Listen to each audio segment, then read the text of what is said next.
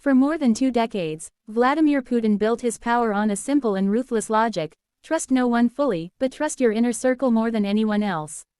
The men around him were chosen not only for loyalty but for their usefulness, their silence, and their shared understanding that the system must continue at any cost. Yet today, for the first time in years, that circle is cracking. Putin's allies, people who built their careers in the shadows of the Kremlin, are suddenly being arrested, interrogated, and paraded in handcuffs. Russia's elite, usually calm and coordinated, now whispers anxiously behind closed doors. Something significant is shifting inside the Kremlin, and it is happening quietly, methodically, and with a purpose. What we are witnessing is not random. This is a controlled purge, an internal war between Russia's main power groups: the security services, the army, the technocrats, and the so-called grey cardinals who influence decisions from backstage. Each group has its own ambitions, its own networks, and its own fears about the future. And as Putin ages, the question that was once taboo is now impossible to avoid: what happens after him? Who inherits the system? Who controls Russia when the man at the center is no longer able to hold it together? These questions have ignited a silent conflict that is now spilling into public view. The sudden arrests are the clearest sign. They are carefully targeted, not at opposition activists or critics, but at insiders. Generals, governors, deputy ministers, and powerful bureaucrats are being removed one by one. Officially, the charges are corruption or abuse of power. Unofficially, these arrests tell a deeper story: the battle for influence is accelerating, and factions within the state are using law enforcement as a weapon. To understand what is happening, we must first map the clans. Russia is not run by a single unified machine, it is a coalition of competing centers of power that coexist only because the man at the top keeps them balanced. The first group, perhaps the most feared, is the security services, the FSB, the GRU, and those who rose from intelligence structures. They believe that Russia must be defended from internal chaos at all costs, and they view themselves as the guardians of the state. Their influence has grown dramatically over the past decade, and today they are using corruption investigations as a tool to weaken rivals.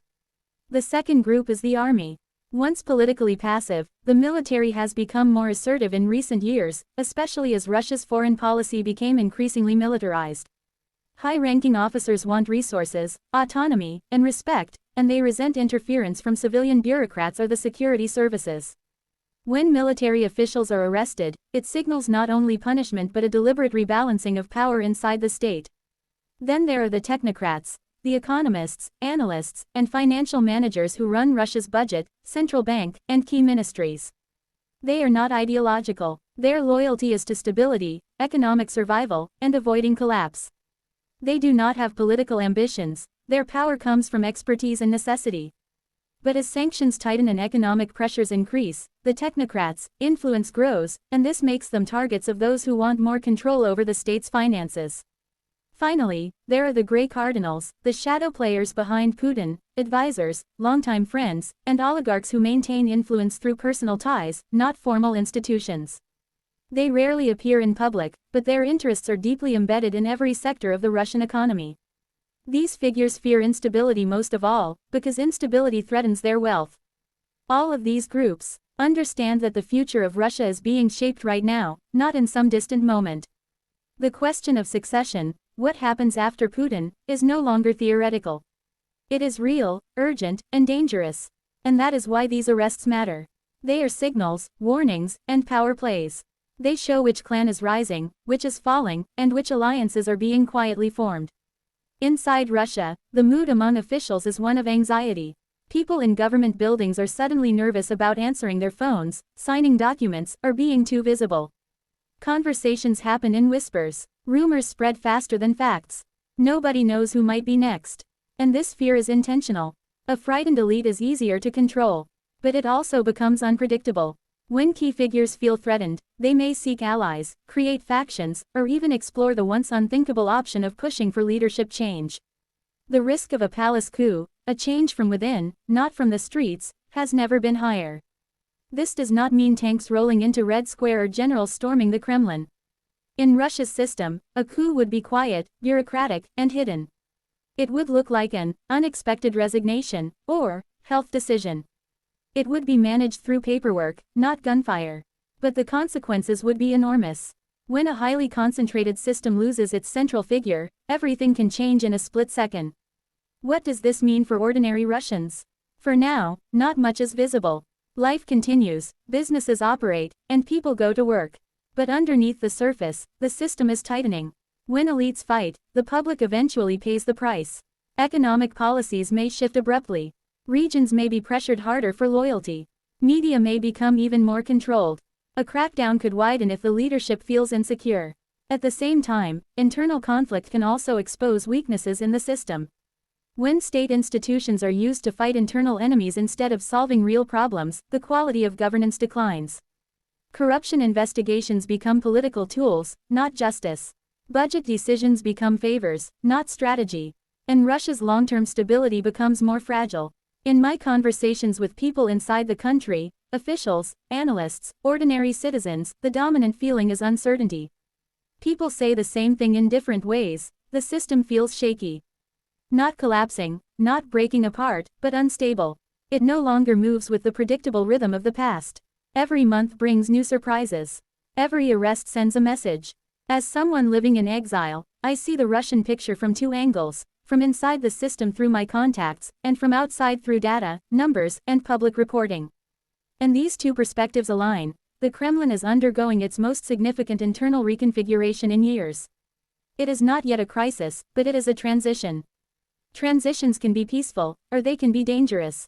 Russia is walking that line right now. The long-term question is what happens to the country after Putin. There is no agreed successor, no consensus, no roadmap. Different groups have different visions. Some see a military-run state. Others want a technocratic, economically focused system. Some imagine a continuation of the current model.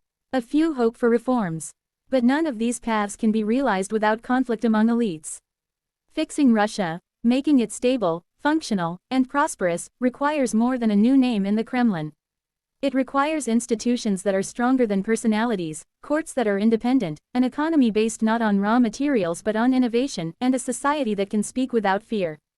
These changes cannot come from the top alone, they require a shift in thinking across the entire system, but they are possible, and they will eventually be necessary. For now, the quiet war continues. The arrests will not stop. The investigations will intensify. Each move is calculated, each message is coded, and each shift in the Kremlin power map will shape Russia's future for years to come. As we watch this picture unfold, it is important to stay informed, stay analytical, and avoid sensationalism. There is enough noise, enough propaganda, enough fear. What we need is clarity. And that is why I break down these stories using open data, public reporting, and conversations with people on the ground.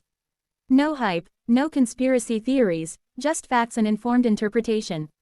The next few months will be critical. We will see whether this internal struggle stabilizes the system or destabilizes it further.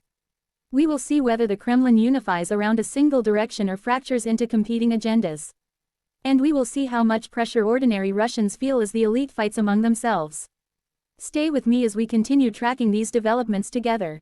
Share your thoughts in the comments, tell me what you are hearing, and let's piece together the bigger picture. Russia's political landscape is shifting, and understanding it clearly is more important than ever.